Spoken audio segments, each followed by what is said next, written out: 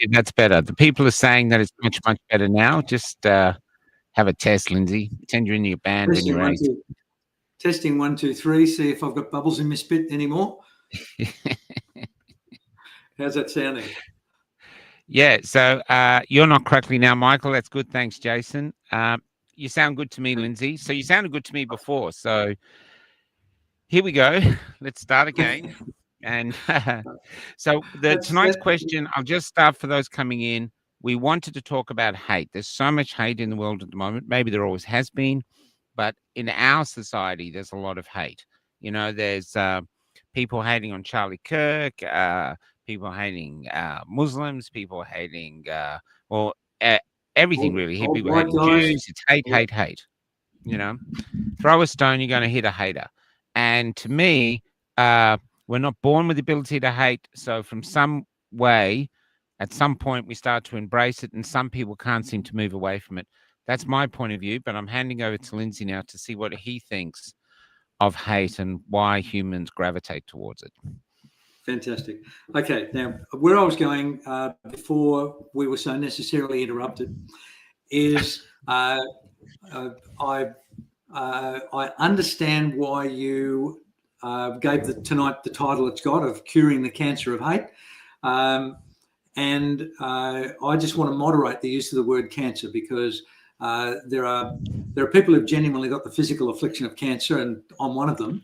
And it can make people legitimately sensitive to people misappropriating it for something like an emotional disorder. So, Yep. So I would replace the word cancer with the emotional reaction of hate, and it's almost impossible to cure because I disagree with you that we're not born with it. Oh, okay. I think, yeah, and I believe that this is robust in terms of my experience as a psychologist and my education as a psychologist. There's a number of attributes that are universal to our species. Fight and flight response, a baby's cry, the ability to walk upright. There's a whole bunch of things that occur in all humans, regardless of their origin or their background or their upbringing. And the suite of emotions I would include in that category. Now, and my challenge to you, Michael, is one that I seem to think I've put to you before in order to demonstrate this point. Can you please tell me, Michael, and this will ring a bell if I have already asked you the question, I'm pretty sure I have. Can you tell me how old you believe you were the first time you were truly miserable? And misery is a combination of all the negative emotions, which includes hate. It's anger, it's fear, it's resentment, it's how old do you think you were the first time you were miserable? Just an approximate age.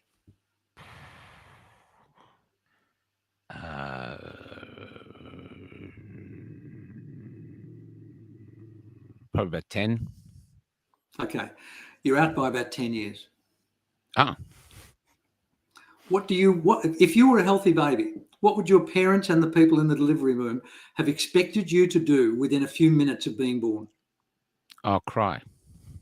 And would you have been crying for joy, Michael? Probably crying because I'd just been smacked on the back. And suddenly my nice, safe world, liquid world, had gone. Okay, but you're rationalising that from an informed adult perspective. A newborn, a 1 minute old baby doesn't have all that stuff to rationalise. Fear. It would have been fear. And guess what fear's second cousin is? Yeah, I do believe that hate is the child of fear, but I'm just of the feeling that we're born with the two primary emotions, love and fear. I can't remember feeling hate for a long time. Yeah, and I agree with you, but the point of differentiation here, and I might be nitpicking, but I think it's an important nitpick. I think we have the capacity to experience all of the emotions the moment we're born. In fact, I think that capacity occurs when the sperm meets the egg. I think we're separated twin studies show that about 40% of our personalities are inherited. That means they come out of the womb with us. Now, it might take 10, 15, 20 years for them to actually manifest themselves as the peculiarities of adult behavior that we call personality. But the reality is, if you take two genetically identical humans and without their knowledge or permission, separate them geographically and socioeconomically, and then bring them back together 20 or 30 years later, about 40% of their personalities will be identical. Okay, so this goes against the nature-nurture argument. So, well, and nature-nurture is another really interesting conversation that everyone gets, that our repertoire of behaviours either come from our inheritance, our nature, or our environment, our nurture. And about 30 years ago, there was a big psychological think tank trying to work out the difference between the two. And eventually the only thing they could agree upon was that precept was correct, but it didn't matter where the origins of the behaviour. It was the behaviour that mattered. And it doesn't matter whether you inherited a behaviour that messes you up or whether you acquired a behaviour that messes you up. You've got a behaviour that messes you up, and you've got a psychological opportunity, and I would say obligation, to try and do something about it to be a better person. So, I totally respect your view that there are some lucky humans who never grow up having to experience the concept of hate, but that does not mean it doesn't exist in the back of their mind as an available emotion if the right environmental stimuli come their way. Yeah, well, I guess it's hard to remember kindergarten. I don't have any memories of that. I know other people do. I don't. So someone might have nicked my crayons in kindergarten. Maybe I would have hated them. I don't know. But I'm trying to remember when I experienced any hate. I guess it would have been in school. I don't have any real memories of it. I haven't had much. I have never really been consumed by hate to any degree. I get pissed off with people, but I can't hold on to it. It's about 2 or 3 days, and then I move on. I think that's a very important distinction. The distinction between hate and dislike is I think that really needs to be evaluated. And when I with the limited information I've got, when I try and make sense of Charlie Kirk's murder, I don't want to believe that guy who supposedly pulled the trigger did it because he had some sort of festering, abiding hatred of Charlie Kirk. I think he disliked the fact that Charlie Kirk was legitimately and plausibly offensive towards the person that the gunman loved, and that caused whatever personality defects to emerge that led him to have to kill somebody that he disliked and disagreed with. So I would call that a mental illness. Well, that's interesting, because sorry to interrupt, but if you watch his interviews, a lot of them are with young men coming up, and they just hate him. They just have no, and Charlie's going, talk to me, and they just hate him, and they can't even quantify their hate. That's what I find interesting. And you had a wonderful story about Charlie. Well, there's a couple of stories. I don't know whether you guys have had a chance to see it yet, but my wife Sarah found a really plausible piece of footage of Charlie Kirk supposedly debating the man that killed him. Yeah, I've heard that. I'm not sure it is the guy, but I have seen that. Yeah, he was quite really aggressive. Looks like him. And he bought a bullhorn. He would, every time Charlie responded calmly and clearly and accurately, Charlie never got to finish a sentence. And eventually, with aplomb and generosity and courtesy, Charlie said, "Well, it's very clear that you didn't come here to debate. It's very clear that you came here to hurl your opinions at me, and I've given you a great opportunity to do that, but you're not giving me the opportunity to respond. So that's not what this is all about. So we're actually going to have to get security to come and remove you." Now, for somebody who is insanely narcissistic and who takes any disagreement as a personal affront, that would be kryptonite. But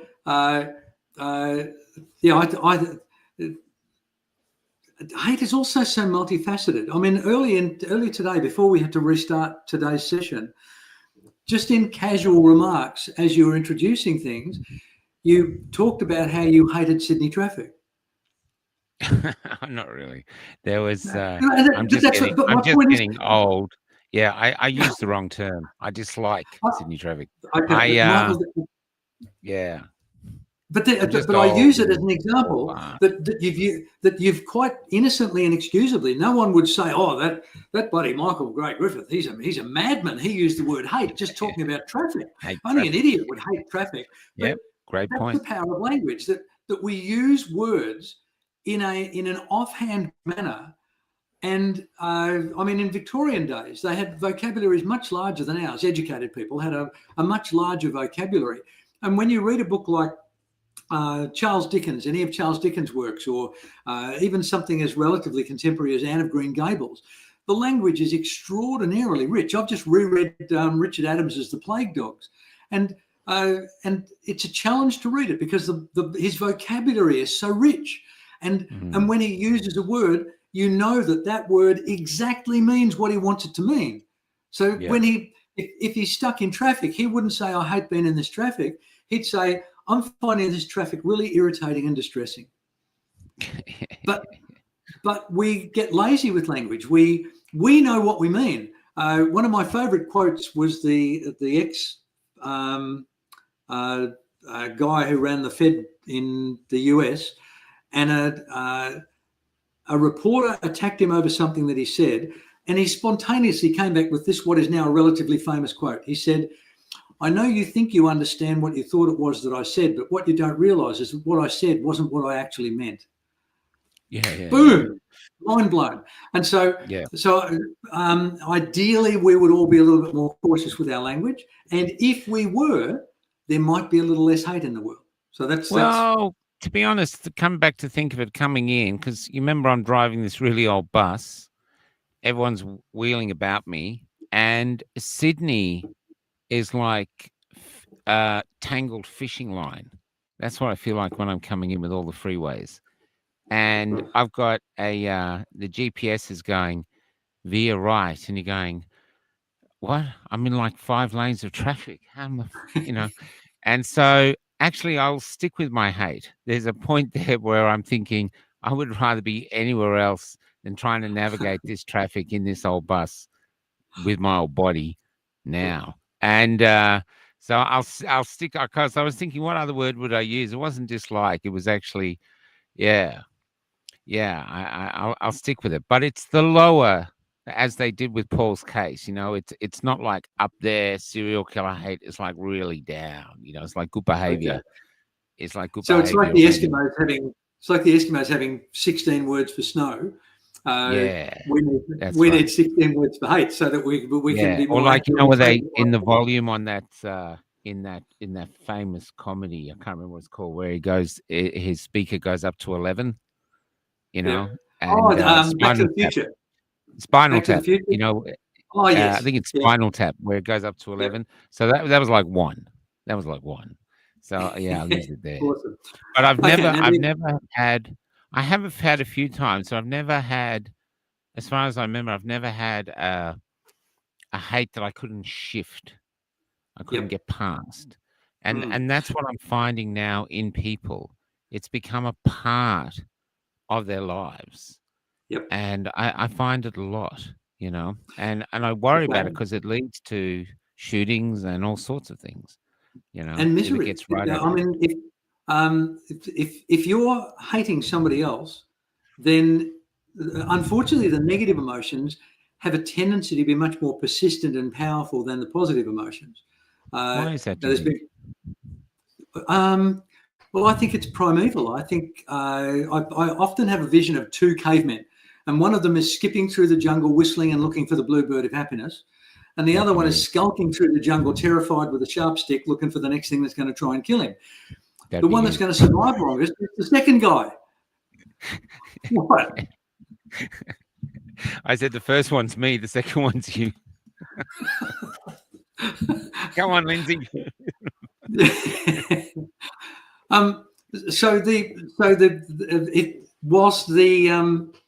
It would be really nice to think that our success as a species relied upon our love and consideration for one another.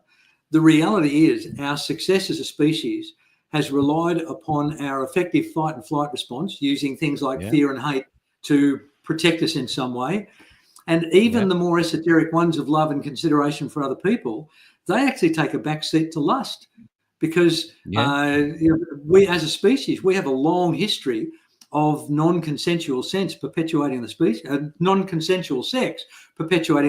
It's only been in relatively recent civilized times where we've embraced the concept of monogamous relationships and fidelity. For the majority of the millions of years that we've been around as just another species, romantic love's had very little to do with procreation. Can I put a hypothesis there? Can I challenge something there? There's Love you too. so I'm from the Wales, and the UK, the United Kingdom, suffered from raids from the Vikings, right? Yep. Now the story is that the Vikings would turn up and kill all the men and rape all the women. But I'm thinking, well, they couldn't do that for too long, because they run out of villages. I got a feeling that the alarm would come out that the Vikings were coming, and the women would look at their men who had not washed in probably a month, stinky, smelly, wearing rags in their little village because they've been, farming potatoes and all this other shit, working with the pigs. And they said, they'll kill you. You should get out of here. And then the men ran off for safety. They go, we'll be fine. We'll be fine. The rapists will be fine. But then manpower turned up. These tall, blonde, Nordic men, spelling of natural Old Spice. I reckon they had a real party. This whole thing of the rape, that's bullshit to cover the fact that the women had a great time. The men came back, are you okay? Go, oh yeah, it was terrible. It was terrible. I think you've watched too much Netflix, Michael.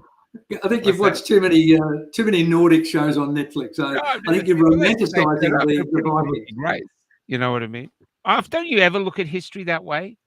I mean, you remember when those tummy tuckers came out? You remember those strange things, like metal things you lay on the floor? I saw one who was going, this is tungsten. It'll never wear out.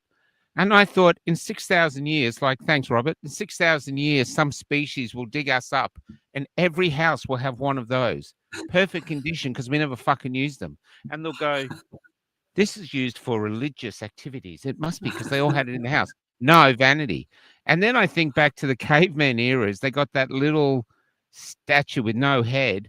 It's got big boobs and a big bum. And they go, this is the mother goddess. I think, no, that was first porn.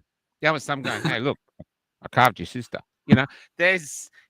I'm just saying we don't seem to be able to question.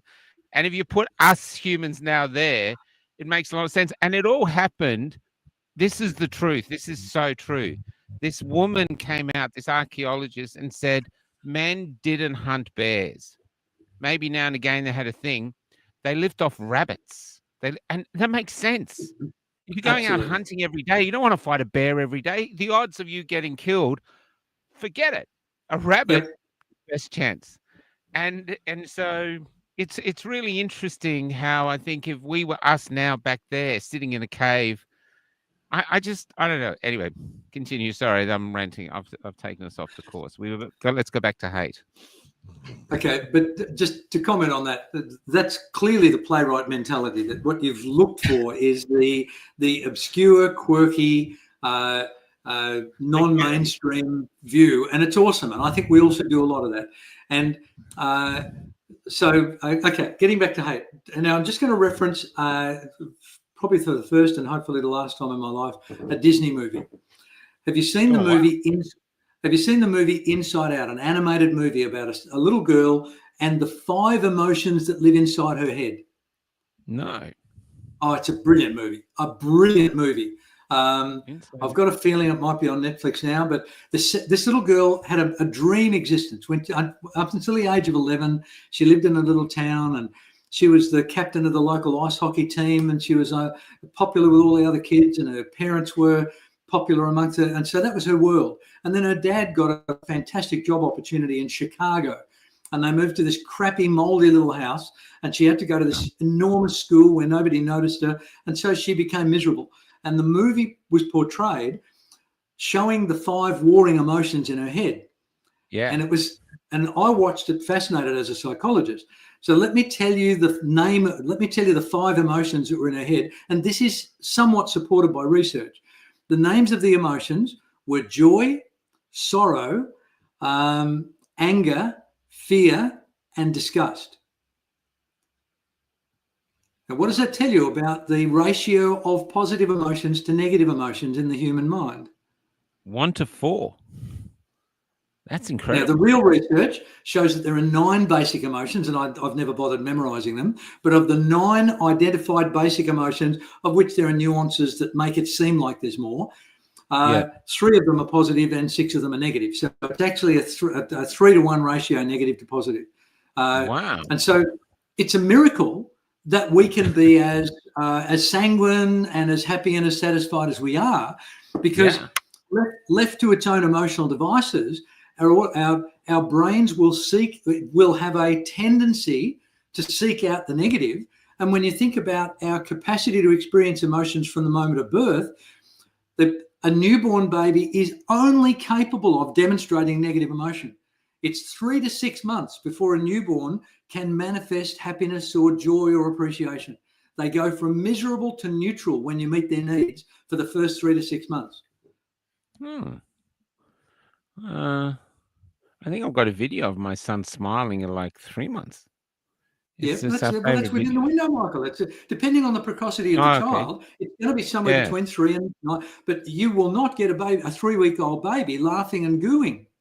Oh no, I'd agree with that.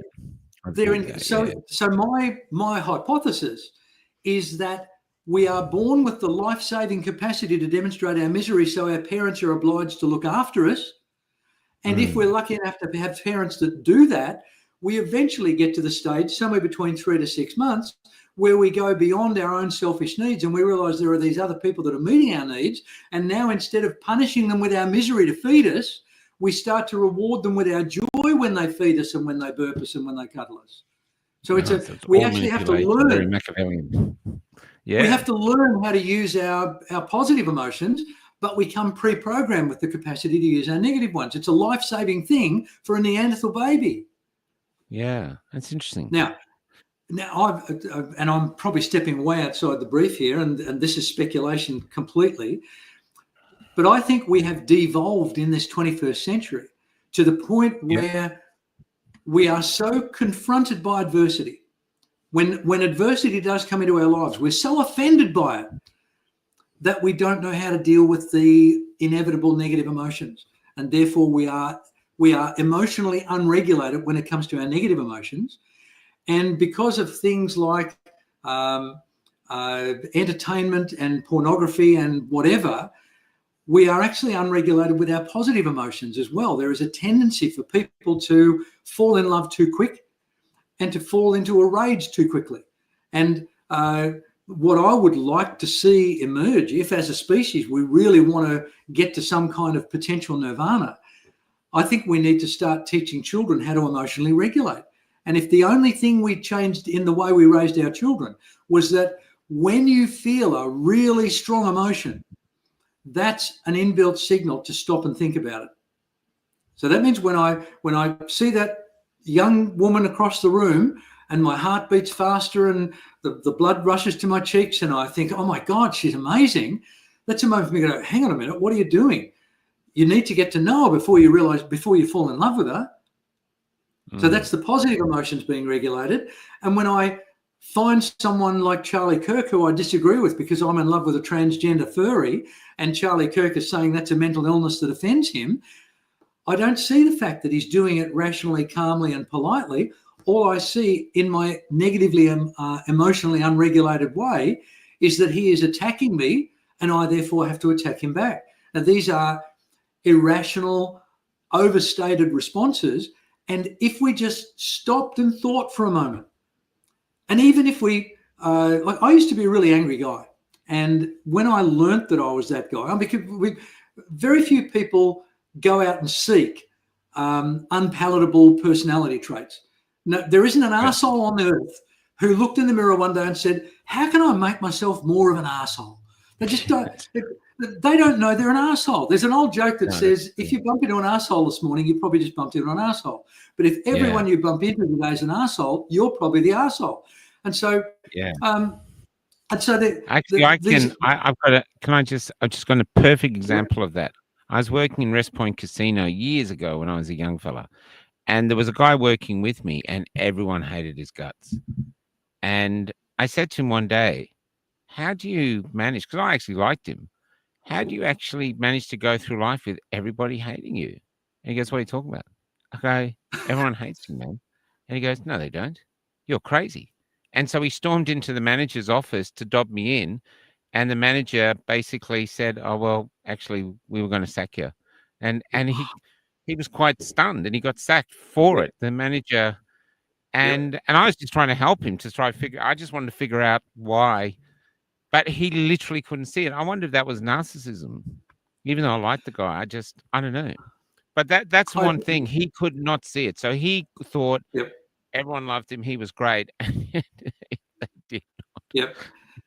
Okay. So in my perfect world, where we teach children from an early age how to emotionally regulate, I would like to think that one of the consequences of that entrenched individual emotional self-regulation would ultimately be an increasing level of emotional sophistication. That instead of having to go from loving you to hating you, if there could be all those different shades in between, then that would allow me to tolerate differences much more calmly and rationally than people tend to be able to now. And that means the guy that murdered Charlie Kirk may well have said, well, that Charlie Kirk's an unpleasant son of a bitch because he's offended my lover, but I'll just never watch him again. And that would be, it wouldn't have had to go and kill him to prove a point, if that's what actually happened. So, okay, so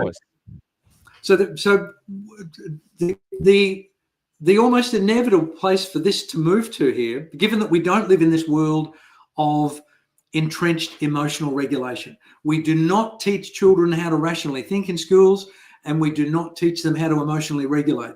We teach them how to obey. Now, what that allows most teachers to get away with is a relatively calm, quiet classroom because they've indoctrinated the children into behaving themselves. But there is a new kind of kid on the block. And I've had a disturbing number of teachers, male and female, who are basically experiencing battle fatigue from being in the classroom. I couldn't do it. Well, I don't know whether you can imagine what it's like in the 21st century because they're no longer allowed to discipline the child physically or emotionally or verbally. They're not allowed to offend the child anymore. And so that means now we're taking what I've described, what I consider a bit of a pandemic of emotional dysregulation, and they're fanning the flames because they've got these 6-year-olds who are saying, you're not the boss of me, you can't stop me doing things. And some of these children are, 5 foot tall, and they're literally attacking their teachers, and the teacher's not allowed to restrain them. The teacher's only defense is to retreat. So what is that teaching the emotionally unregulated child? They're saying, well, I'm obviously right because I haven't got into trouble for it. They don't even expel the children anymore. And the poor old teacher ends up on work cover and becomes the victim and becomes blamed for, it's your fault. You should have been a better teacher. Wow, we have heard these stories. I remember, I think one young person told me they were in a class and it was a new teacher and she misgendered someone because the person was dressed as a girl with her boobs out and everything, but said, I'm a boy. And he got in trouble for it. He should have read the role correctly. Be thinking, know what I mean? Yep. I'm just going to make a passing reference to this because we do live in a bizarro world. I got an update from my professional association today, the Australian AAPI, the Australian Associated Psychologists Institute. I haven't even memorised what it's for. It's just the people I pay dues for and get my insurance through. They, as a group of psychologists, posted a thing to all their members saying how we should completely discount what Donald Trump said about Tylenol because we're so lucky to have the TGA in Australia because it's debunked what Donald Trump said, and all Australian women should feel comfortable taking Tylenol when they're pregnant because the TGA said it's safe and effective. Oh, good on them. Wow. This is this is the bizarro world we live in, and we are teaching children to be emotionally dysregulated. We're teaching them to act out. We're teaching them to just be hideous, disgusting little people, and they're going to end up looking after you and I in the old people's home, mate. Can you imagine if you were, say, a father of, say, 27, or even worse, when you were a little boy and going in, and your mother or father had to go in and say, Lindsay thinks he's a cat, and we need you to put a kitty litter in the toilet for him to use. Can you imagine your headmaster or teachers of that era? And as my dad referenced his mum of saying that the good old days with their bad old ways, whilst I do think our standards have dropped dramatically, I don't think I'd want to go back to the 1950s and start school again. No, I'm not saying that, but it's just a really funny thing, you know. Yeah.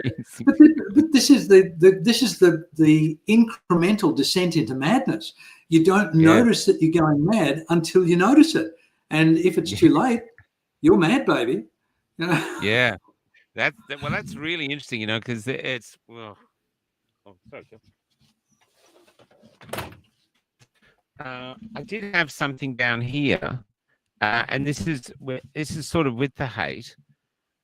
Do you think they're after the death penalty for the shooter? And let's pretend he did it, because it seems like he did it. And let's pretend he did it. Let's just go with that. Okay, I know all these people say it's all these other things, but let's just pretend he did it.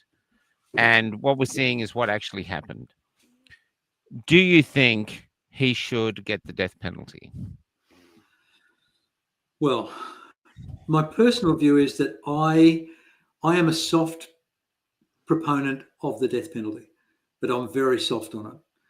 There's a spectrum along which proof lies, and there is a spectrum of the heinous nature of a crime. Now, this is where pocket morality comes to the surface. That if you've got a person who is undeniably guilty of an undeniably heinous crime, that would be a situation where I could tolerate the death penalty. But the shades of uncertainty begin one tiny tick down from those two criteria. And you've only got to have one of those criteria in the grey area. Now you can't kill the guy. That's one place. That's the second place. And let me put it to you, Michael. Do you think it's reasonable, given that women have been discriminated against for so many centuries, do you think it's reasonable that my industry, psychology, has gone from being 80% men, 20% women to now 80% women, 20% men? Do you think it's reasonable to overcome discrimination against women by putting into place discrimination against men? Do you think that's reasonable? No, I don't know if it's discrimination that's causing that, but I've seen that in the workplace for ages. But do you think it's reasonable? No, I think it's really unfair, actually, because so how can it then be fair to repay a murderer by murdering them? Yeah, that's true. Like an eye for an eye leaves the whole world blind. Yeah. This is why I'm incredibly soft on the idea of the death penalty. And then there's the nasty side of me that says, I think spending a life in prison would be a much better punishment than a lethal injection. Well, you know, the Americans that do it. In Australia, life imprisonment would be like 2 weeks, then you get a trip to Bali. But in America, that's it. They're serious. You know, you go in, you're in. See you later. And it's an interesting question. Yeah, I see Jason is saying the guy didn't have a gun. So I know I don't want to get into those theories tonight because I really don't know what happened. But I was just thinking, even from Charlie's perspective, this is like even all the people who are getting cancelled. I was getting a bit of crap for this. But I said these people like Jimmy Kimmel who are getting cancelled, I don't think Charlie would want of them cancelled. He was all about discourse. He was talking with the people who disliked him. Yep. He would have talked to this couple, this man and his furry boyfriend, whatever he was. You know, this is what he was about. And it seems like, I know there was a very famous saint called St. Francis of Assisi, and he always preached poverty. And the church didn't like him because of it. And when he died, they built the biggest cathedral in Europe on his grave, as if to say "F you." And so I feel that we're not honoring Charlie and what Charlie's entire life was about by doing this. And I feel that the young man, he's young, and we're just theorizing that perhaps he did it, that he's young. And I think there's a journey in him, even if he stayed in jail, there'd still be a journey of him coming to terms of, why did I do this? What did I do? And maybe he can be helping other prisoners. There's something, I think that's what Charlie would prefer rather than, So, not that I've got a choice of saying, this is just conversation. Nothing I say is going to change it either way. The fact that Charlie Kirk's widow has said that she forgives him. She doesn't want the death penalty for him. That's extraordinary. Yeah. Now, that's a whole other thing. But, so let's stay on the subject of hate, because I think it's worth contemplating the origins of all this hate. It's not just emotional dysregulation, which is the stuff that I've just been talking about. I think we have become intellectually lazy in this 21st century, and AI is going to make that worse, by the way. There's a whole generation that doesn't know how to count now because they grew up with computers and calculators. When the cash register goes down at McDonald's, they have to stop trading because they don't know how to give people change and how to work out what 2 Big Macs cost. I've seen it, man. If something's like, say it's $2.20, and so you give them $5.20, and they just look at it. Yeah. They just look at it. They give you the wrong change. They're just like, what do I do with this? Okay. So this hypothesis that I'm generating is that we are becoming both intellectually and emotionally lazy. That we can potentially deal with the emotional laziness by teaching children emotional regulation and a broader palette of emotions. So you can have the dimension of hate to dislike, and you can actually categorize it before you actually vent it. Or you can say to the other person, wow, I'm feeling a really strong emotion about this thing that's happening between us right now, and I'm feeling it moving up towards the hate. Can you help me out here? Should I be hating you right now? If they were the sort of tools we taught people, then that would change our discourse. But the other thing is, I think we have, as a species, we're tending to become so emotionally lazy and intellectually lazy that we've learned to only hate the people that the people we respect tell us to hate. That's correct. That is what I find terrifying. And they don't know why they're hating, because they're just like obediently hating. And Absolutely. Our government and the mainstream media are fostering this hate. They seem to be doing lessons in hate. This is what I find incredibly disturbing. So people hate someone, or they hate Jews, or they hate this, or they hate that, but they don't actually look deeper into their consciousness to go, well, why do I hate them? Why do I have such hatred for them? You know what I mean? They're just basing it, and then what they do is they get fed little snippets of things that might be true or not true, and it's just like pouring little bits of petrol on a fire. It just flares up and flares up. Yeah. It's really interesting. I think that's a much more difficult thing to move than our emotional dysregulation. I think our emotional laziness is a much more difficult thing to shift, because in order to shift it, we actually need to exercise our emotional muscles more. We really need to be testing whether we should be hating this person, or disliking them, or being indifferent towards them, or liking them or loving them. And if we made that decision, now we don't choose our emotions, by the way; they come spontaneously. And there's so much evidence to show that emotions can happen in a 200th of a second. It's just frighteningly how quick an emotion. Oh, it's scary. Almost It's faster than absolutely you're scary. able to think. It's not like it. Oh, So it's absolute, an automatic response, like a reflex. well, that's an interesting way to put it, Michael, because thinking is one of the slowest and most laborious things a person can do. And what Yeah, most that's right. humans do is they emulate thinking. What they do is the same bit of their brain that manages their emotions also manages their database, Hey, Ronnie. and all they're doing is regurgitating their repertoire of behaviors.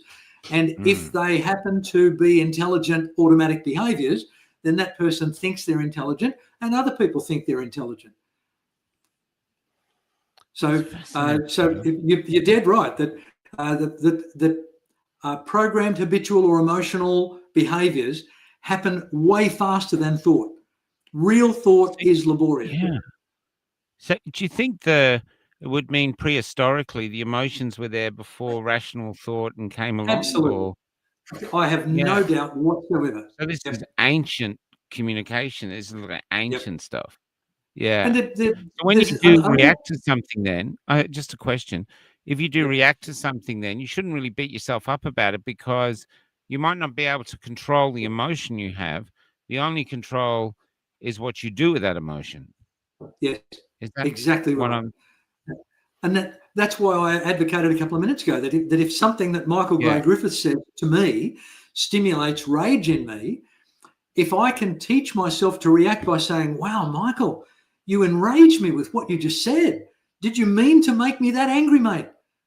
And if that's the way I can regulate my emotions, now we've got a conversation instead of me just punching you in the face and you saying, what did you do that for? And I said, because you made me angry. Let me play another little game with you. I love playing games on you, Michael. Can I use you as a patsy for another little psychological game? All right. See if you can finish this age-old saying for me. And I'm almost 100% sure you're going to get it wrong. okay. Ready? Yep. Sticks and stones may break my bones, but words will never hurt me. Yep, that's wrong. It's missing the third stanza. Now, the third stanza's never existed. I've put on it. Sticks and stones may break my bones, but words can never hurt me unless I let them. Oh, okay. Yeah, and this is where emotional regulation comes in. That if you say something that my programming determines is offensive or hateful or disgusting, if I don't evaluate my reaction to it, if all I do is react, I'm now a passenger. Yeah. I'm emotionally unregulated, and that's what we're teaching people to do. And it's a scary phenomenon. That is scary. Can I just? I want to just go back a smidgen. Still doing with hate though, even though I don't, because I was talking to Hoodie about this. But I don't have any hate in me for a long time now, but I've had a lot of hate thrown at me. Like when I was in hospital, there was an army of trolls, and they absolutely are celebrating their hate for me. They absolutely hate my guts, and I never interacted with them. I used to block them. I just didn't see any point. But in hospital, I had nothing else to do, so I was trying to interact with them, but I was trying to understand them. I was trying to understand what is it you hate so much. What have I done that deserves this amount of hate? Because it seems to be almost an obsession, and I just don't get it, Especially I see myself in the mirror. Believe me, there's nothing to obsess about me. But what is it they were doing?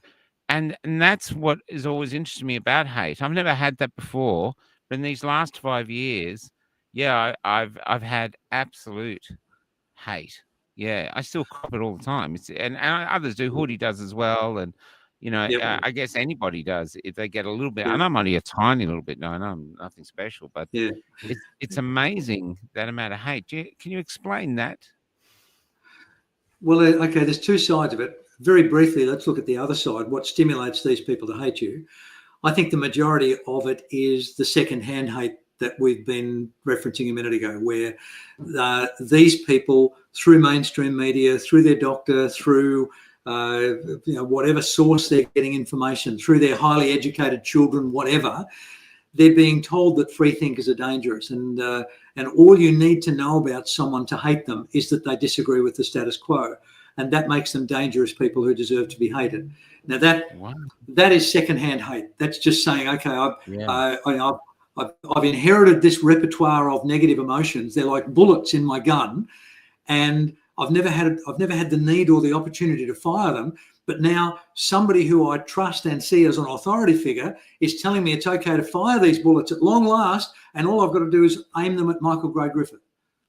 And the release of such negative emotion. Yeah, it's really interesting. Really One powerful. guy actually said, this was really interesting.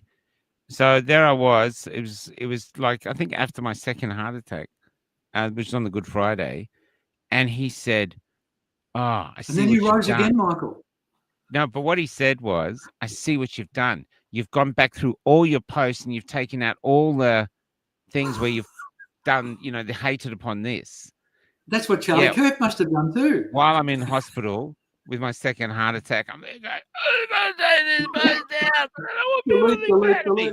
I mean, for fuck's sake.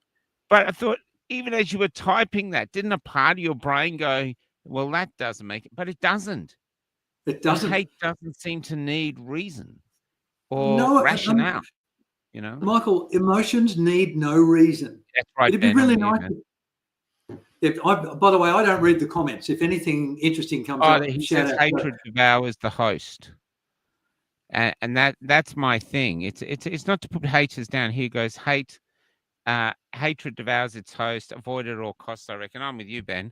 It's just a really interesting, and I'm doing it out of not to put these people down or hate them back, but just try to understand. Yep. It takes such an investment to hate. It takes so much effort that it's like lying. Lying takes a lot of effort because you've got to have a memory. If you don't have a memory, tell the truth. It's much easier. Okay. Because you're going to meet someone and you're not going to be able to remember the fucking lie. That's the truth. This is one of those moments, once again, where I'm going to disagree with you, Michael. I'm sorry, mate. Okay. On both counts. First, on the cost of negative emotions. The bill doesn't arrive for a negative emotion. Just hate. Sorry? Not all negative emotions, just hate. Oh, most negative emotions come with a bill. But the bill doesn't arrive till later. And sometimes it never arrives. If you're on the side of the haters and the haters win, you never get presented with the emotional bill for your hatred.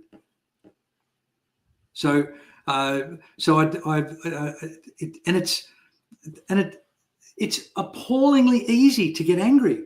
As I've said, there's an anthropological drive in order to save ourselves when we're prehistoric man in the jungle. The emotions that kept us alive as a species were the negative emotions, fear and hatred. And so as a species, we're really good at those emotions. But then to disagree with you, the earliest evidence of civilization is a healed bone, because they said this bone broke and someone else stayed with this person until it healed. So that was love or caring. And that's the first evidence of civilization. So it's, in fact, it would go to both. You can have fear and hatred, but at the same time working together as in our little tribes as they did against all the odds. Yeah, and I'm definitely overstating the prevalence of fear and hatred. I don't discount that the cavemen had the capacity for loyalty and love and compassion and all those sort of things, but they were not the thing. Yeah, but they're not the things that kept them alive. It was fear and hatred that kept them alive.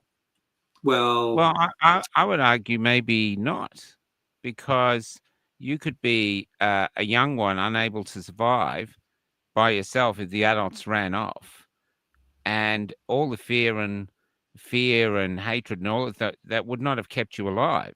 What would have kept you alive is being lovable enough that the oldies stayed around to protect your little ass.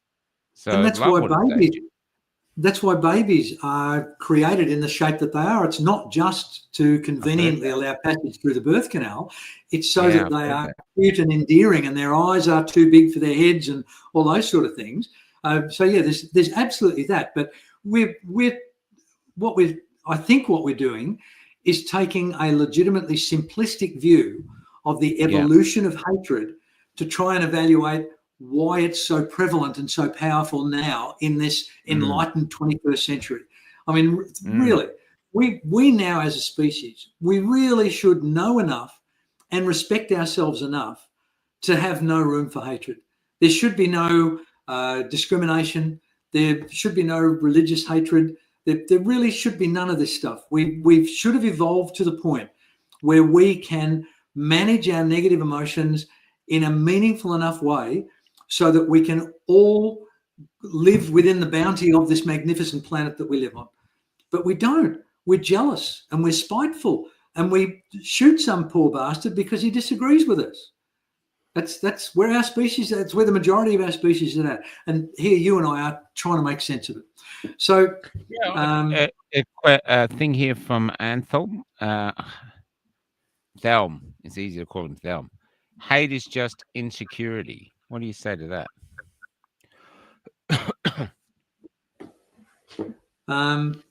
There is truth to that, Anthelm. There's I can't believe you just said his name.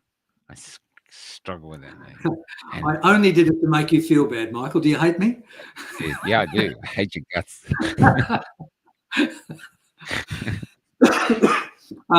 So whilst I have some agreement with Anthelm, I think it's it is a simplification. It's definitely not the whole story. Insecure people, they tend to experience emotions very quickly in an attempt to escape their insecurity. And it's not that they're doing it with intent, by the way. These are all subconscious drives that we're talking about. So insecurity can play a part, but so can bravado and arrogance. You know, when you look at the performance of some of our politicians and some of our industry leaders, you know, they're fostering hatred and engendering hatred. And I'm surprised. I haven't noticed anybody talking about projection, by the way. But as well as insecurity, sometimes self-hatred can result in me projecting hatred onto you in order to relieve my burden of self-hatred. It's a multifactorial. There's a comment about that here. Hate is the indication of past trauma. Thanks, Martin. That's kind of what you're saying. Yeah, I think so. Yep, absolutely. So, okay. So where do we go with this, Michael? How do we, if you and the interesting thing, I think, you also already said it about teaching the kids, and you're wondering, you know, it's a shame we don't have philosophical lessons. They're all teaching the kids about different genders, but I think kids are wise enough to hear lessons like this, say from grade 5 up, if you know 5, 6, even if it was kept at a basic level. I think children would understand it and get it. I think it would be extraordinarily beneficial. Children can understand it and get it as soon as they acquire language. Yeah. They can do it at 4 years of age. There's a number of really interesting little experiments that demonstrate this. There was a guy who was interested. There was a guy who was interested in the behaviour of apes, of the our closest relatives genetically, and he created this experiment. He created this experiment where he had a plank, and he had two chimpanzees in separate cages, and neither of them could reach the plank. But he put an eye bolt in each end of the plank and ran a rope through it, and dropped the rope so that it was reachable to both chimpanzees. Now, if that was two humans, they would communicate, and if it was you and I in the cages, we'd grab an end of the rope each, and we would cooperatively pull the rope so the board moved evenly towards us, and we'd both get a banana. Yeah. And so he was interested to see whether these great apes would cooperate and communicate. And apart from the occasional random chance when they both got the banana, as soon as one or the other chimpanzee got within arm's reach of the banana, he just let go of the rope and didn't give a stuff about his mate. And so that indicated. Sounds very human. I agree, and we share a lot of our brain activity with apes, by the way, with many other animals. So he then thought, gee, I wonder if there's evidence of this in children. And there's all sorts of evidence to show that adult humans are as selfish as buggery. That if I there's one where they offer us differential amounts of money, and I'm told something like, if I give you $5, we will both get $20 as long as you give me $1 back. Something like, it's a convoluted thing, but it requires us to have the other person's interest at heart. And a frightening proportion of adults don't cooperate. They say, fuck the other person, I'll take the $5 because I don't believe there's going to be any more money put on the table. So this guy thought, I wonder when that selfishness kicks in. And he did this really interesting experiment with these little tiny kids where he got a tiltable table, and there was a divider coming down either side, and he put little rollable sweets at the top of the table. So that means if one kid pushed the table down first, let's say there was 3 sweets, one kid could get all the sweets. Now, he already knew that if that happened to a chimpanzee, the chimpanzee would just rush off with the 3 lollies. And so he was interested. And of course, it inevitably happened with these little kids that one of them got more than the other.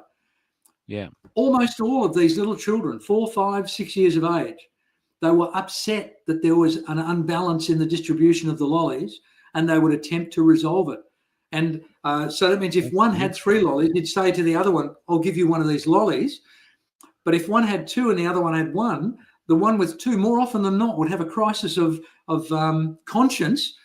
And they would say things to the researcher like, is there another little boy here that we could give this extra lolly to? So these little kids were creatively trying to solve these philosophical, unsolvable problems where you've got 2 kids and 3 lollies and you can't share them. But these kids were coming up with these amazing creative things. And I heard a preschool teacher interviewed, I'm going to say 30 years ago on the radio, and she was in trouble at the time because she was teaching preschool and she was giving these children philosophical dilemmas to solve. And she said it was just amazing. None of them got upset, and they came up with the most incredibly creative and amazing solutions to these, the 2 kids with 3 lollies kind of problems. And she got fired because her job is not to make them think. Her job is to teach them. Ah!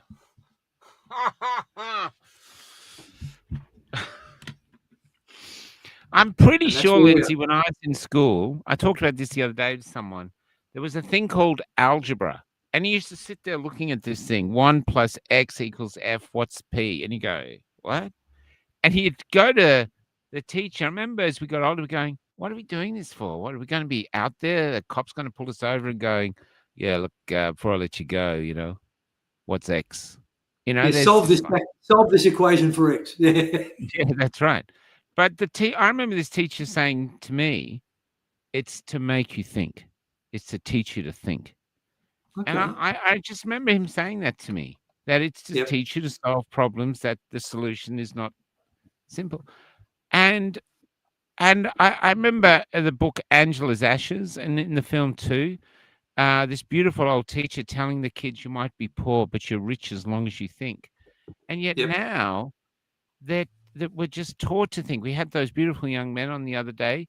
They've got through it, but they said that's what they were facing. This is indoctrination. And I can't understand why. I know they're paying their mortgages and stuff but I think the teachers a healthy proportion of the teachers must actually believe it. I don't know. I agree. I think they've been indoctrinated.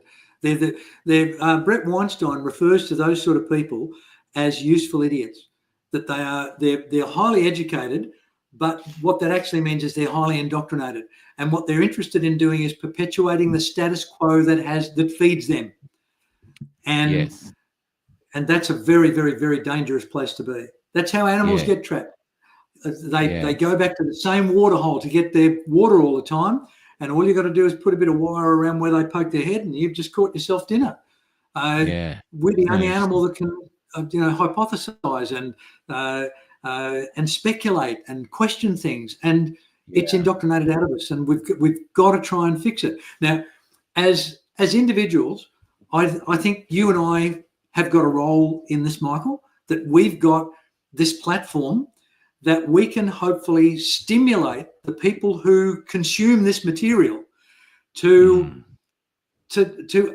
begin the painful, exhausting, time-consuming process of actually thinking about shit, not just saying, I hate the left. Just saying, okay, what is it that why do I feel this emotion about people who are on the left-hand side? And most of us are not going to know. Most of it are going to go, wow, it's just an emotion. And that means hopefully we will then seek somebody out on the left and say to them, I'm really conflicted about the way I feel about it. Now, I've only recently met a guy who I really like his company socially. And we were at a bunch of us coffee, and this guy's an author, quite a prolific author, and he teaches creative writing at UQ. And I'm really warming to this guy. I'm really drawn to this guy. And in the conversation, I said to him, "So do you write under your own name?" He said, "No, I write under Stephen King." And we all cracked up laughing. And I said, "Are you a raving lefty like him?" And he said, "Well, I'm a lefty." He said, "I'm a lefty, but I don't know about being a raving one." And I said, "Can we have a cup of coffee, just the two of us, and talk about this?" Because this isn't. Now, he didn't take offence at me using that emotionally laden term. It's the next best thing to talking to ChatGPT. I spoke intemperately to him, and he didn't take offence. I want that guy to like me. I want to continue having a conversation with him. That's the first test, isn't it? Using a little bit of your humor to see if they get the joke, or if they continue the joke, if they understand it. It's beautiful to have a relationship where you can, slightly put down a bit of a joke and the other person doesn't get offended. It's really refreshing. And this used to be part of the Australian character, Michael. Oh yeah, 100%. We used to use the word bastard as an endearment. Yeah, absolutely. I've got to put. I'm just seeing it, Lisa. G'day, Lisa. I'm 449 days into my 3,200 days ban on caffeine. Thanks, Lisa. You just suddenly made me feel old. And but yeah, this was the perfect example. I used to love it. They used to go into when I started on the trams years ago. I only talk this because I worked with a lot of guys there, which really taught me about men. And when we were being indoctrinated, they said, now there's no racial slurs, there's no this, there's no sexual this. It's just, polite, cordial conversation, and just keep it to yourself. And so you felt like it was going to be really sterile. And then you started the job, you went up to the staff room, and some Greek guy walks in and some Asian guy goes, "Hey, going, you wog?" He goes, "F you." And but it was love. Yes. They were just absolutely doing everything that the people said they weren't doing. It was hilarious. And I realized that if they used your name, hi, Michael, they didn't like you. You were untrustworthy. But if they were calling your names or this, or they come up and pat you on just a hand on the shoulder, you were in. Yep. And it was this ancient way I was watching the men, and not one of them had committed suicide in 40 years. There hadn't been a suicide in 40 years in this depot. And I thought, it's not because the men are sitting there going, "Lindsay, my wife's left me." There was none of that. They're just taking the shit out of it. They were just able to be themselves and relax amongst each other. Yeah. It was quite a little bit like that. It's like that little clever little gauge on the pressure cooker. It allows just enough steam to be let out, but to still allow the pressure cooker to do its job. Yeah. Yeah. And I used to love it. I used to find it invigorating. Just watching them. They were really, you could see how men in army units would get really close to each other. You could see how they get to a point where they, But Michael, we have to acknowledge that those times have passed, that we are unlikely to ever get back to that sort of badinage that was effective and accepted within society. We have unfortunately either evolved or devolved to a point where we're unlikely to ever get that back. So that means those of us who have any sort of an investment or an interest or a capacity in trying to help our species heal itself and evolve into something that is worthwhile being, because as a species, we don't deserve our place in the pantheon of the planets at the moment. We don't. Humanity does not deserve the Earth to live upon in general terms at the moment. Yeah, so that means I would agree with that. So that means somehow we've got to pull ourselves up by our own bootstraps. And what I want to believe that we're trying to do with these campfire yarns is we're trying to not just make sense of the madness around us, but we're trying to, I believe, model a way that people can communicate without being indoctrinated. That you and I believe we hold exactly the same respect for the fact that you and I can hold different views and can disagree, and we don't do it in an emotional way. We actually listen to each other's point of view, and whether it sways one or the other is of no consequence. It's just I agree with that. So, yeah. Anselm's comment about insecurity earlier, I think one of the reasons why you and I get away with that, Michael, is for better or for worse, and it might be because we're deluding ourselves, but I think you like Michael Gray Griffith enough to let Lindsay Spencer Matthews hang shit on him.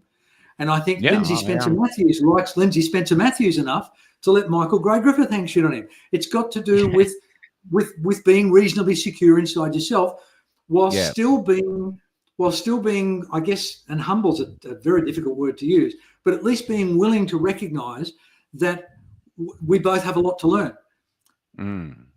That we're not. I don't think it's interesting too. There's a lot of micro expressions, tonal. When I used to listen to these guys, this was when Maroon, that play you read, was originally all men, and that was drawn from watching these men get on. There was, they say that men can't communicate. They communicate enormously, but it's only like 10% is from their mouth. The rest is tone, looks, expressions. They're constantly communicating. And most of them just want to belong somewhere. That's all they want to do. They just either, if they're in a marriage, they want to be wanted. If they're in a relationship, they just want to feel wanted. Like the person wants them there. If they're, even in like getting to sex, there's a sort of feeling that a man can just have sex with a piece of plywood. You know what I mean? And he's no emotional connection. It's bullshit. The man wants to be with someone who wants him to be with her or him, if you're the other way. This is this want. And that's what these men had here. They wanted to belong, that they believed there. I remember this postie guy, or this ex-postie who'd been a trammy there. He said to me, this is how it works. You can be yourself. You just come in here. You're mature male. All your dreams are dead. You're not going anywhere. You're a tram driver. You've scored lucky because it's a really well-paying job with great, holidays and stuff, benefits. And he says, what you do is you just find your niche and you fit in, and then that's you.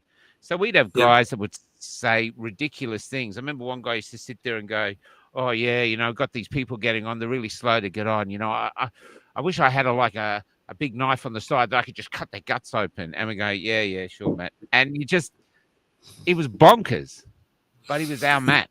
That's just how he was. And so he just fat in. No one sort of, do you know what I mean? He was the most extreme, and you'd have people coming up in this, but there was a joy of these men in this room that no one could see from the ground. And as drivers, they were just silent. But here, they were just a tribe of men who were themselves. I was waiting for that word. I was hoping you were going to use that word. Incredibly nurturing. Yeah, I've never had a group of men. They came to see one of my plays, and at first they go, plays? You were like, what? But when they came to see one, they used to come in and go, oh, he's a playwright. Hit me on the back. So I'd found my niche. You know what I mean? It was really quite a beautiful thing to be a part of, Yeah. And but it got destroyed when, not what they brought in women, they changed the dynamic. A French company took over, and they told these new people, basically, if you want to get ahead, dob someone else in. We'll so they'd send these new people up, basically saying, if anyone says anything that offends you in any way, you let us know. And they started sacking all the larrikins. And within 2 months, all the larrikins had gone. The place was silent. You could no longer be yourself. You had to. I used to watch men looking to talk, and they'd look around first to see who was talking, and then they'd whisper across tables. And Vietnamese drivers, they came up to me and said, "Michael, this is how communism starts. This is pure communism." And I saw it happen on this macro level. You saw this vibrant place become this almost like a morgue. It was just so silent because you could still hear the reverberations of the larrikins that had made it so great. You know?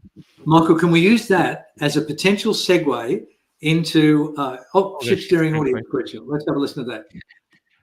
I've actually got another one too that I shared. So maybe knock a few out. Here's one. Martin's asked the question I wanted someone to ask. So that's Thelma again. He said he was reporting on the trials. Oh, here was from Adam Llewellyn. Is ego healthy or detrimental to mental health? Okay. Depends on whether you're talking about the Freudian term of ego or the popular term of ego.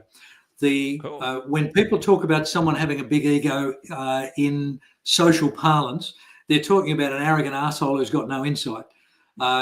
So I think that's detrimental to mental health.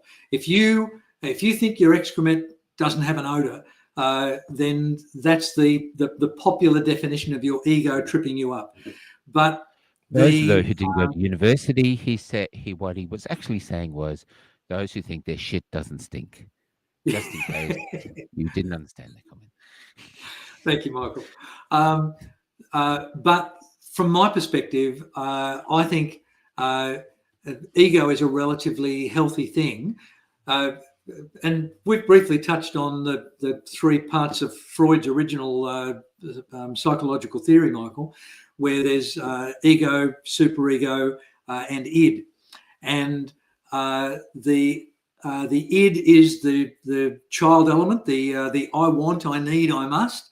The superego is the parent saying you should, you shouldn't, you must, you mustn't, you're bad, you're good. And in the middle of it is the ego, which is the adult part, which tries to mediate between the unfair demands of the other 2 aspects of the human personality. So from that perspective, a healthy ego is the pathway to mental health. That if you've got the ability to legitimately defend yourself against the depredations of a demanding environment, then you will be doing yourself a good service. But if you're in this kind of relatively sick society that we seem to be living in internationally now, where there's elements of wokeism and totalitarianism and authoritarianism on every corner, then a healthy ego is not a psychologically dangerous thing, it's a socially dangerous thing. Because I've made no secret of the fact that I nearly lost my license during COVID for the sin of inviting people to think rationally before they made big health decisions. Now, I've got a relatively healthy ego. I've alluded earlier, Michael, that you and I hang shit on each other, not because we dislike each other, but because we like ourselves and we're willing to run the risk of offending the other person that we like. That's 2 healthy egos bouncing off each other.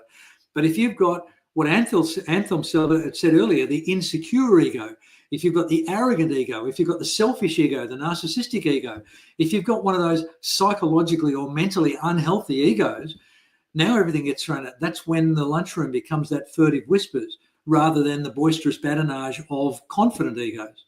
So I hope that answers the question about egos. Yeah, cool. There's that. Now, here's Martin. Hey, Martin. Are we still doing wooden spoon questions? Martin, you got us going again. Lindsay, you have articulated the psychology theory. Where does the treatment remedy begin from the individual moving forward? Thank you, Martin. I've been trying to get bloody Michael Gray Griffith to focus on this for what seems like about half an hour. So that's an awesome question. And Michael, I want it to be something that you and I really focus on. What I want us to do is to begin infecting the world with the virus of curiosity and intelligence. Now, I think as a foil to unregulated emotions, genuinely intelligent curiosity is, I think, one of the most effective ways to counter your own and another's unregulated emotions. So if I was feeling overwhelmed with anger towards you, Michael, then you could either walk away, or you could argue with me, or you could say, Lindsay, I can see how upset you were, but I don't understand it. Can you explain it to me, please? Now that's genuine. You're interested in my well-being. You're intelligently focusing the beam of your mind on me, and you're saying, I want to understand. It's almost impossible for me to maintain my rage with somebody who's trying to understand why I'm rage-filled. It diffuses unregulated emotions in almost all circumstances. Now, there's an exception to this. There is a category of people who are very high on the narcissistic scale, and they are actually fed by their unregulated emotions. That if they're not getting what they want or need out of the relationship, and they're all selfish wants and needs that they've got, they use their unregulated emotions to manipulate and intimidate and harm the other person. There is no negotiating with that kind of person. You've got to realise that you're dealing with a lunatic and take appropriate measures. Yeah. So that is, no matter what you say to them, they're just going to try escalate it because they're feeding off the... because what they're using is gaslighting. And gaslighting is not an attempt to meaningfully communicate with another person. It's an attempt to undermine or intimidate or overpower the other person. And I hate gaslighting. Whenever I get a whiff of gaslighting, I immediately go into intelligent curiosity, because it's either accidental and it stops it dead in its tracks. What did you mean when you said that thing about me, that hurtful thing? Or if it's narcissistic gaslighting, now it's World War III and I know I'm dealing with a narcissist. So in answer to Martin's wonderful and long-awaited question, I think what we've got to do as individuals is we've got to attempt to be the people that induce emotional regulation in ourselves and others. So if we're able to regulate our own emotions, we start to model different ways of behaviour to the little children that are paying attention to us. I mean, modelling is an enormous... Lead by example, exactly. Now, it's not the only way that children acquire attitudes and behaviours and language and beliefs. But if you've got a 5-year-old who says "fuck," you know that their parents swear. They didn't pick that up accidentally. So Martin, we've as individuals, we can make a difference, but it's really hard. The way I've just described it makes it sound easy and accessible, but it's an extraordinarily difficult skill. You will find resistance to it every time you try to use it.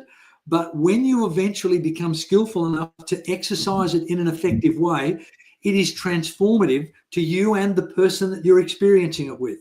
It's just, it's extraordinary when, okay, I'll tell a generalized clinical anecdote. So I'm not talking about an individual client here.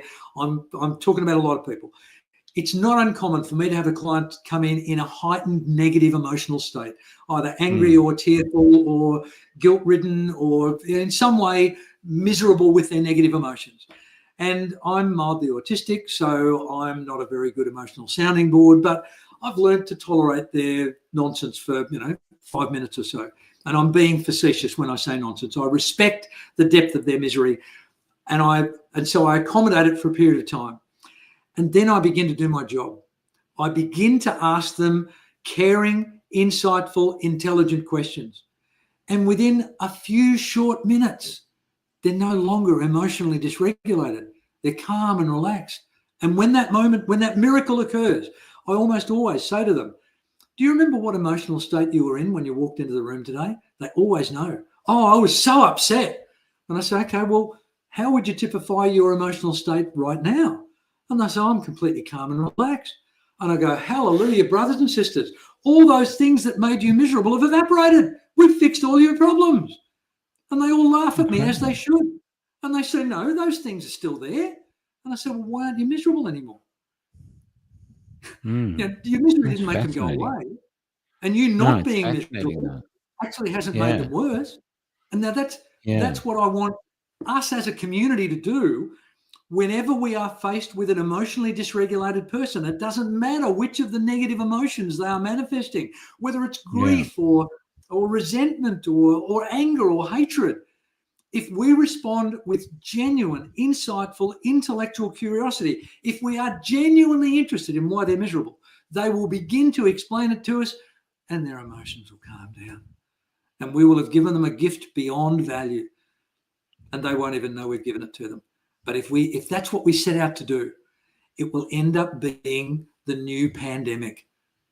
We will infect like people all over the world. One person at a time. Now, there's a couple of other things we can do. I think we need to start politically.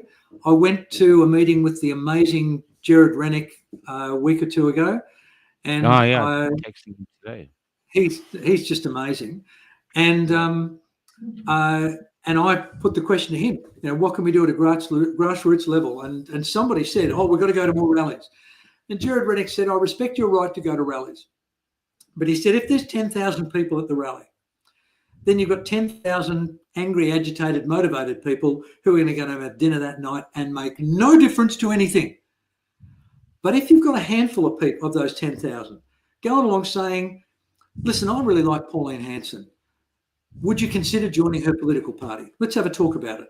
I really like Jared Rennick. People first is the answer. Will you? Whatever your political persuasion is, as long as it's not Liberal, Labor or the Greens or the Teals, he said, if you promote some form of political allegiance, and if those 10,000 people all went home and joined the minority parties, if that happened at every rally within 2 election cycles, we would be out of the shit. Labor and Liberal wouldn't have the 2-party system working for them. The Greens and the Teals would evaporate, and we would have genuine democracy where there is a ragtag rabble of small parties constantly disagreeing with each other and giving us meaningful democracy. It's interesting, I've been to a lot of marches. I have to disagree with Jared Rennick. Okay. There is a lot of great things to come out of the march. There's disillusionment amongst society, which is a hallmark of communist societies. It's well documented. It's very hard to feel disillusioned when you're walking with a crowd and the flags are flying and the people are high spirited. They're very rarely aggressive.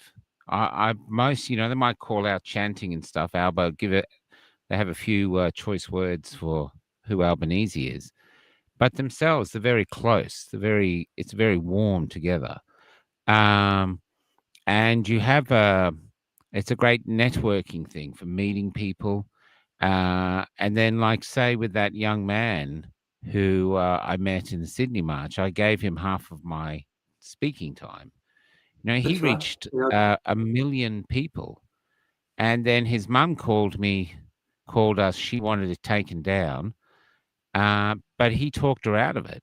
And so he loved his mum. It was very clear from that he loved his mum in the text that he sent. But he did. He actually, is your phone on, Kelly? You got that text from that young man? So he sent us this incredible text. And when we were in Melbourne, we used to have the free. I set up a thing called the Free Hug Army. So there'd be two brigades. One person would be on a megaphone. That'd be me. We'd be pitching it. Thanks. We'd be pitching it, and then there'd be people behind us with free hug signs, and they'd be offering hugs to the masked people. And some of these people would get. The grandmothers were the best. They'd get 100 hugs on a march, really healing the divide. And it made for great visuals. It gave you a sense that there was a sense of history. But what it is people are looking for quick fixes. And I was well aware there is no quick fix. Yeah, actually, in Melbourne, during the lockdowns, I used to say that a lot of these marches were like an open-air church. Anyway, I just want to read up what this young man had said. I was originally planning to go to St. Mary's Cathedral to pay my respects to the late Charlie Kirk. This kid's 16. a man who clearly lived with a passion and wasn't afraid to stand up for what he believed in. But about half an hour before I left, I realized there was a protest happening that afternoon too. After reading about the issues being addressed and seeing how urgent they were, I quickly made a sign and decided to go. Honestly, I think taking a stand for what you strongly believe in is exactly what Charlie Kirk would have done, and that inspired me to join in. I came to the march because I see how deeply young Australians are being failed. My generation has been locked out of housing, weighed down by student debt, and pushed into insecure jobs, while decisions made at the top continue to prioritize foreign investors, big corporates, and short term politics. Being right at the front of the march wasn't about making noise for the sake of it. It was about standing up for people who feel like they don't have a future here if things don't change. Something I think Charlie would have respected. I was passionate because this crisis is personal. Gen Z are working harder than ever, yet we can't afford rent, let alone buy a home. We study for years but find ourselves competing for casual work while the government relies on migration and overseas money instead of investing in us. We're told to be patient while our lives are put on hold. What I'd like to see is real action, a housing system that prioritizes Australians over speculation, and university system that doesn't leave locals behind while chasing overseas fees, and a government that listens to young people instead of writing us off. Overall, the march gave me hope that when we stand together and refuse to stay quiet, we can push for meaningful change. Charlie Kirk's life reminded me that courage and conviction matter, and that standing up for what you believe in can inspire others to do the same. We are all Charlie Kirk. What I'm seeing in Australia, what I'm seeking is an Australia where I can feel secure about my future, and an Australia where my generation isn't put on hold. That's all I really have to say. Once again, thank you for the opportunity to let me speak my mind. Peace and love, Johnny. So that he was 16. That was his first march, and he ended up on the stage in front of 5,000 people. So he's got a memory for life. But Okay. but Michael, there are but four there things is you said. hope. There is the big thing. There is a Yep. sense of hope, and it can be real. Like I was at Epic, and if my soul had a rear vision mirror, it's a glow in the distance that will be with me forever. And no petition is going to give me that glow. Okay. Can I respond? Sure. Okay. Because I love what you've just said, but I think there are things that need to be drilled down on or a little bit. I think the negating of disillusionment through attending a wonderful rally like the ones that have been occurring lately is a phenomenal tonic for people to engage in. I agree with you. It potentially reignites our willingness to embrace other people, to realise that we are part of a potential tribe that can rise to wonderful things and that can be in positive agreement rather than negative refutation. So I think that they play an enormous part. But I don't think they're going to have a long-term effect. Now, that young man, that text from him, I was thunderstruck by that. I want that young man to choose one of the minority parties, to join one of them as soon as he's legally allowed to. I don't know whether you can join a political party at 16, but he's got to do so because he is a future Prime Minister. And if we can get someone like him involved in the political system that is going to be less likely to corrupt him. If he joins the Liberal Party or the Labor Party or the Greens or the Teals, they will just suck him up and corrupt him and make him a cardboard cutout of the reptilian politicians that currently populate the world. So his integrity and passion and eloquence, they really do deserve to help him be one of the people that heals and saves the world. You and I are too old, mate. We're not going to be able to do it. But that young man deserves to be nurtured and encouraged, and he's got the potential to typify the stuff that we're talking about today. So I think I'm so grateful that you read that out. That's an inspirational thing to come from a 16-year-old young man. That's incredible. So congratulations to him and you. I love the fact that I was always fearful of the potential for the marches to be aggressive. I am so proud of the conservative movement in the manner in which it's responded to Charlie Kirk's murder. Rodney King was killed and they burnt cities all over the world. Charlie Kirk got murdered and they lit candles and made prayers. I think, and that's such a threat to the authoritarians and the totalitarians and the woke brigade. Because they're emotionally unregulated, they can't tolerate seeing emotionally regulated people demonstrating legitimate emotion in a reasonable manner. Yeah. So this is what we've got to do as individuals and as a movement. Yeah, just going back, I remember talking to Jared Rennick once, and this is going to shock you. And I was thanking him for everything he'd done. And he told me, I've achieved nothing. He was very despondent.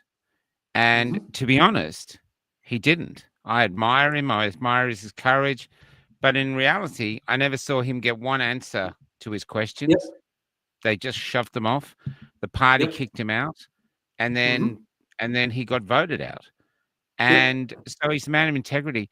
I think one of the problems when if he says something like that, looking at the march, it achieves nothing, is that people are of the mindset, like, what can we do that's going to affect change now? There's nothing. This is a war of the little waves where, it's like the 12 apostles, just little wave, little wave, little wave. So this young man watches Charlie Kirk get killed, decides he's going to stand up. He's 16. So Charlie Kirk gave birth to this young man. I get him on stage where he does a really gorgeous little speech. And then he was very good at doing the Aussie, Aussie, Aussie. And a lot of people don't like it. I actually like it. Yeah, and I said, do this. And he did this on the spur of a moment. Aussie, Aussie, Aussie! Tell him we can't hear him. Aussie! Aussie, Aussie, Aussie! Tell him louder! Louder! Aussie, Aussie, Aussie! Aussie, Aussie, Aussie! Aussie! Aussie! Aussie, Aussie, Aussie! Oi, oi, oi! Thank you very much. I recognise that last word. He got 1.1 million views for that just on my Twitter. People said, he's got the mega hat. That was for Charlie. He was wearing that for Charlie. And I admired his courage. He got up on the stage. So there's something in him that's going, wow, he's got a story to tell. He could birth from that. Yeah. And by the way, that comment about his MAGA hat, by the way, that's a sign of emotional deregulation of somebody labeling him because of something they perceive as hateful. How could anybody not want to make America healthy again or make America great again? The memes are out at the moment. These lunatics getting their 10th COVID jab and saying, fuck you, RFK Jr. These pregnant women chugging down Tylenol because Trump has said Tylenol's bad. These people are mentally ill. They're not just willing to kill Charlie Kirk to try and make an emotional point. They're willing to kill their unborn baby to make an emotional point. It's a very interesting time to be alive.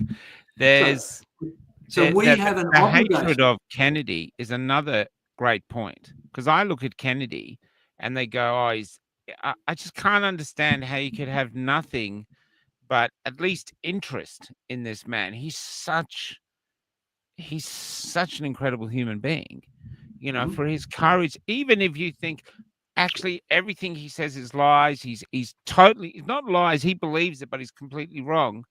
You still admire the man for having the courage to stand up for his convictions and say, well, debate me, debate me, debate me. And every time you do see him debate, he washes the floor with them, wipes the floor with them. Can I make a comment about that? Because this is very apropos what we're talking about. Yeah. I had a conversation with a really interesting person earlier today, and one of the things I contributed was the Senate hearing that was questioning the childhood vaccination schedule. And there was a person who I would describe as a farmer shill who said there was close to 600 studies that proved that the childhood vaccination program was safe and effective. And then, not 5 minutes later, Aaron Siri, the lawyer, got up and completely refuted that guy's claims. He said of the 640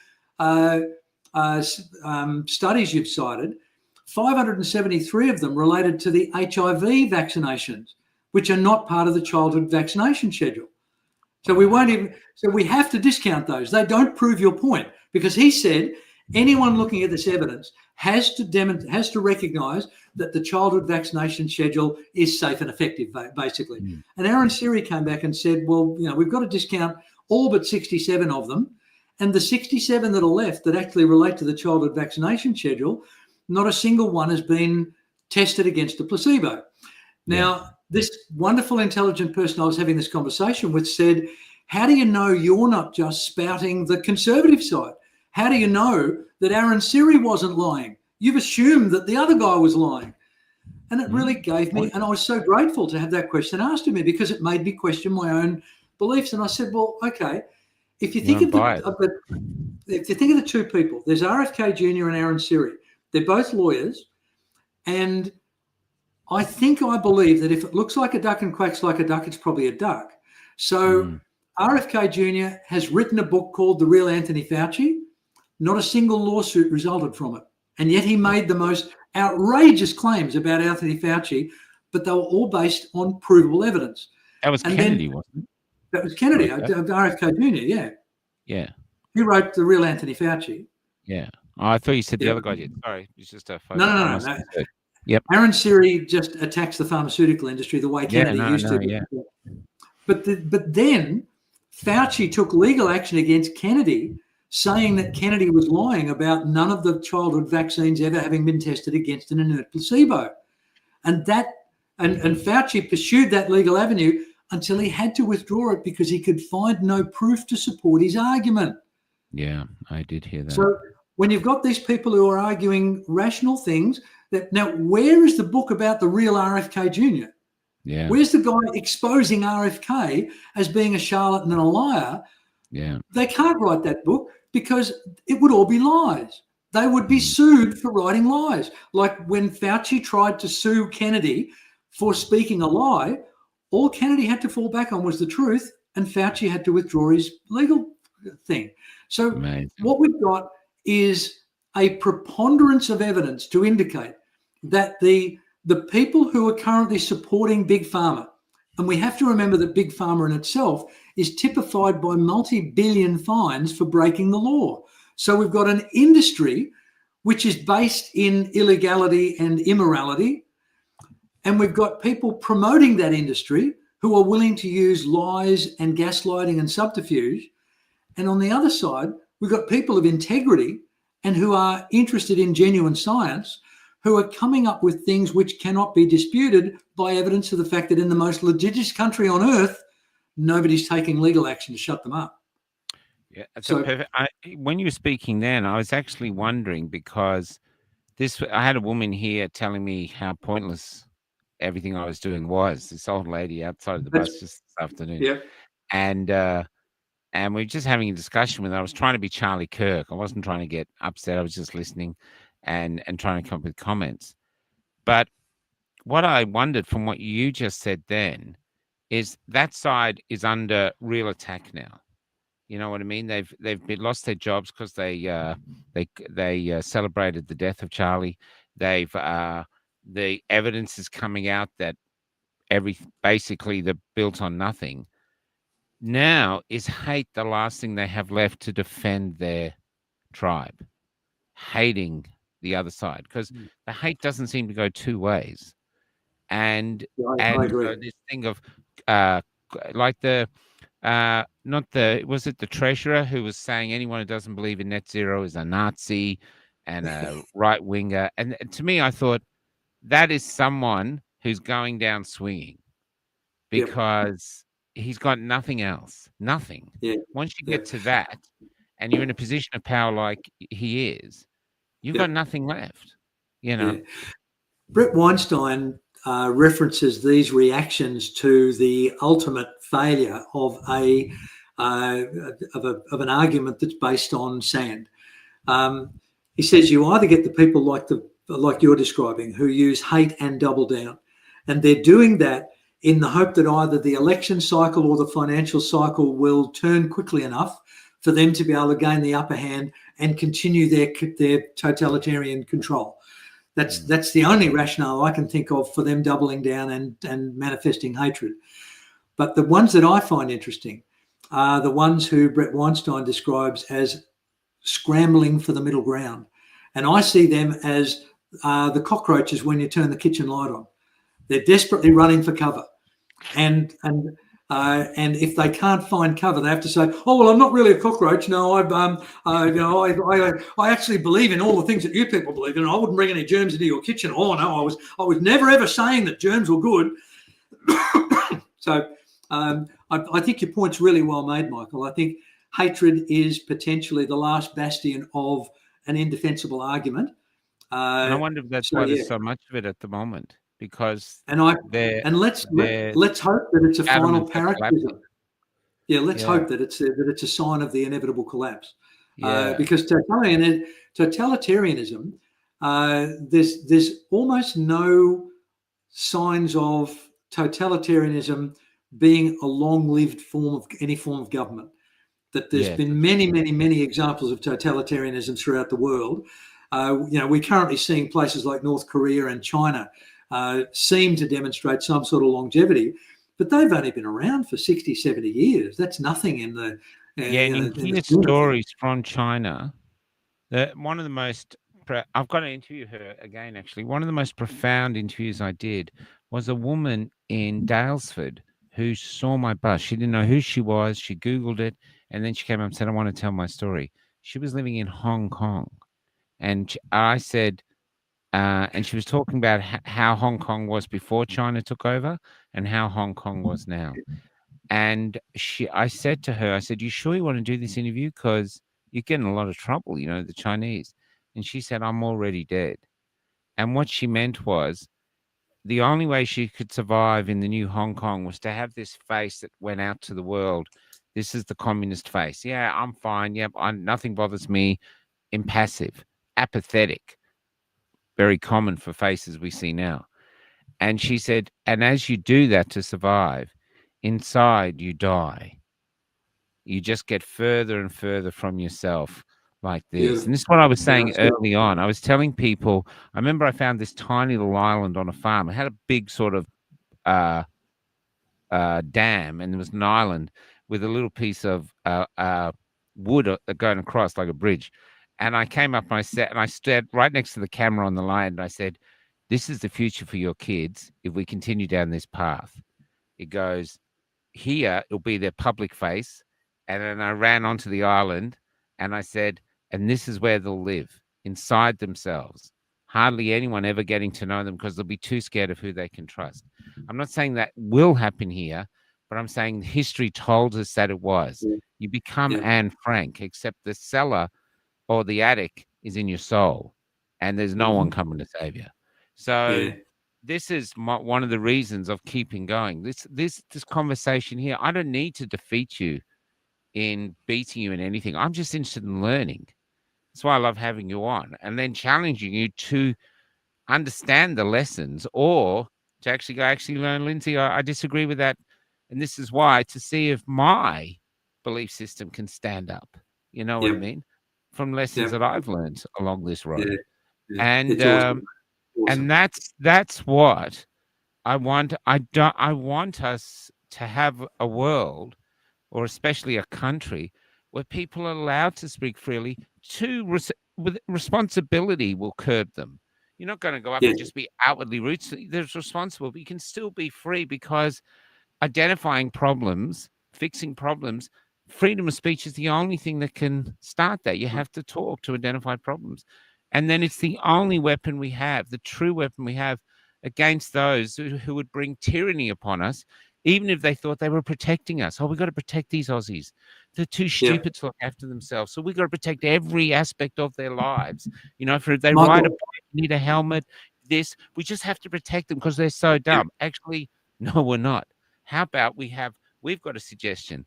Fuck off, and just let us live with the least amount of laws we need, because that's the beauty. Even though I don't know how valid common law is now, there's arguments against that.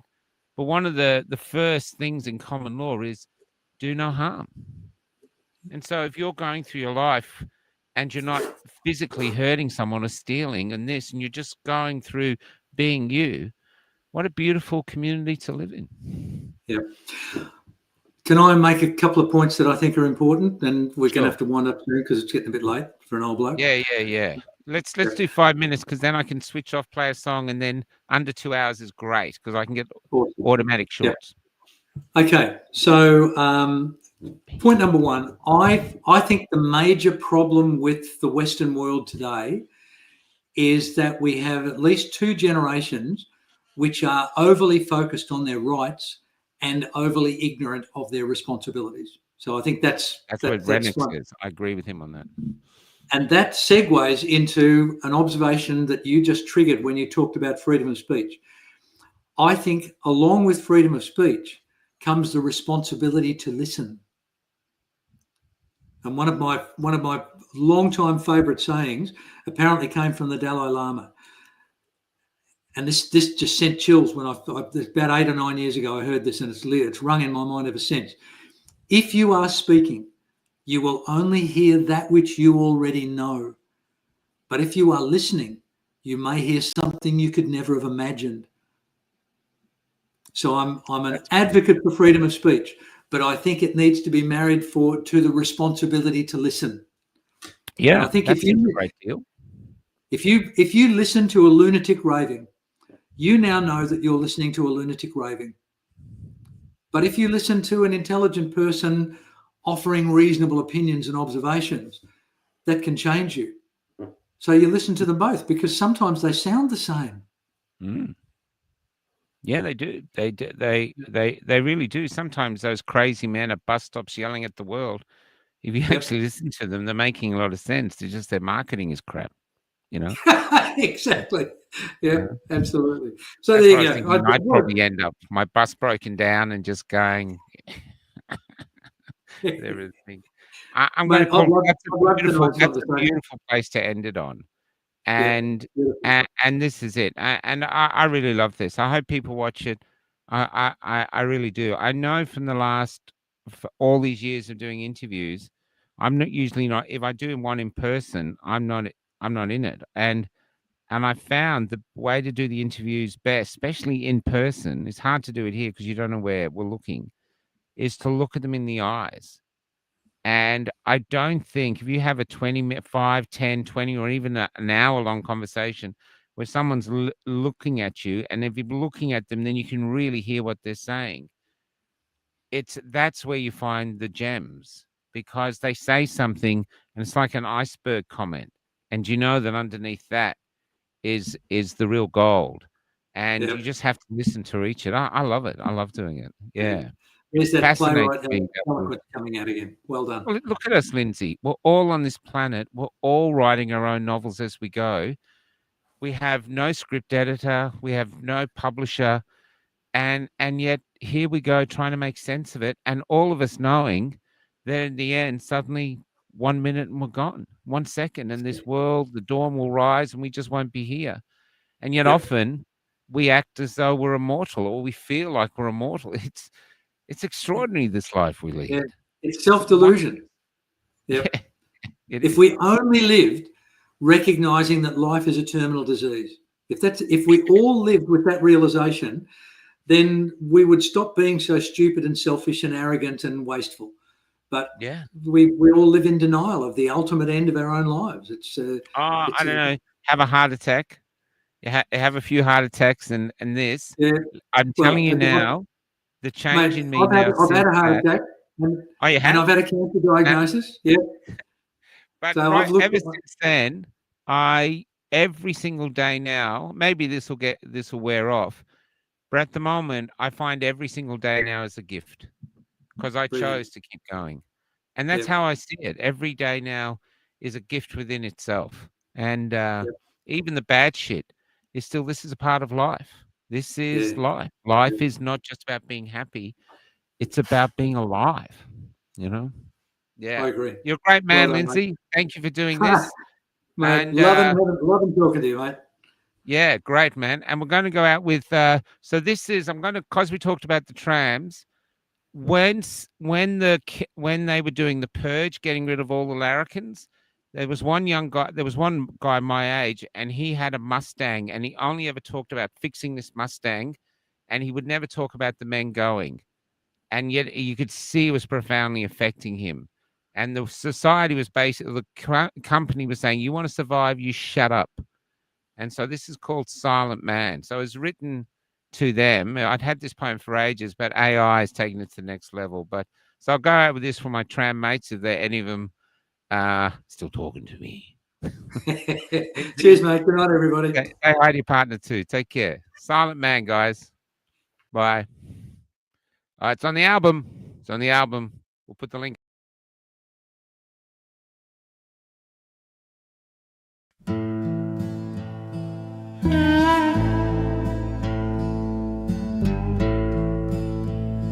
This is my 1968 Ford Mustang, same as Steve McQueen drove in Bullet. I rebuilt it myself, all by hand. It is my secret, weekend lover. The engine has sensors that monitor it all as I drive through the hills looking for something to fix. Little white cross is passing,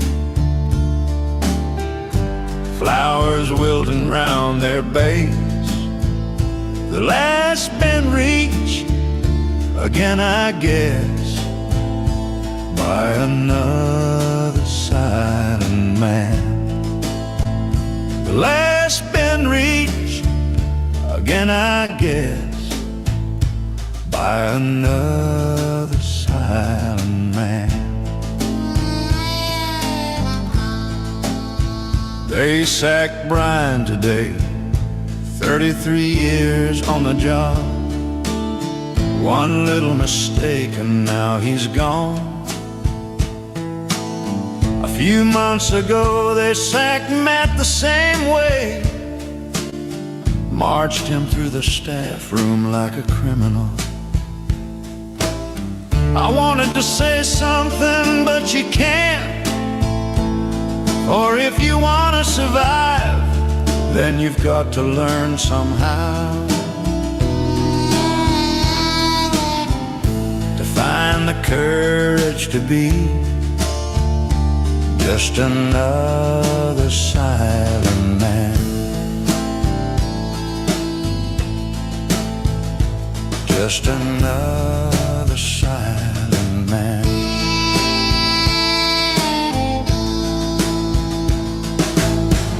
There are so many curves on this mountain road, and so many of them are blind, but my car eats them all, for there is nothing wrong.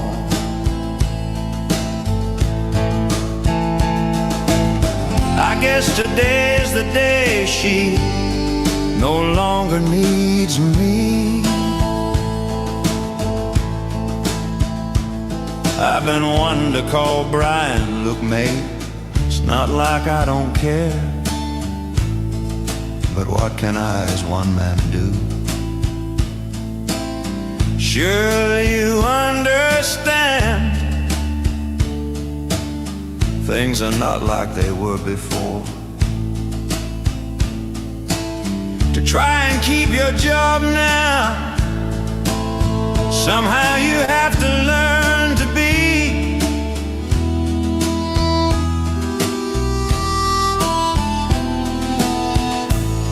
just another silent man.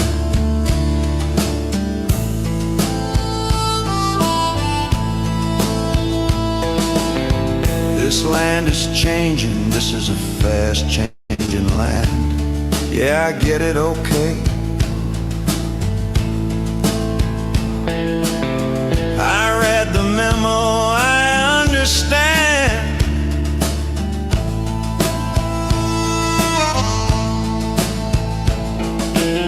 You wanna say something now, in fact you just wanna scream. But you know that you can't, for if you wanna survive, then mate, you're gonna have to find the courage to be just another silent man.